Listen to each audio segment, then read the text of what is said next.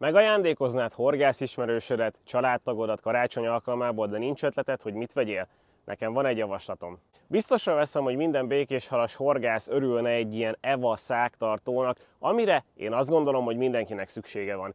Ebbe a vízhatlan táskába ugyanis gond nélkül lehet tárolni például a haltartókat, merítőfejeket, kéztörlőrongyokat, pontzsákokat, egy szóval minden olyan felszerelést, ami a vízparton vizes lesz, és ami például a családi autónkat összevizezheti, összekoszolhatja, bebüdösítheti. Úgyhogy ha szeretnéd letutizni a karácsonyi ajándékot, ezzel az EVA szágtartóval biztos vagyok benne, hogy nem fogsz hibázni.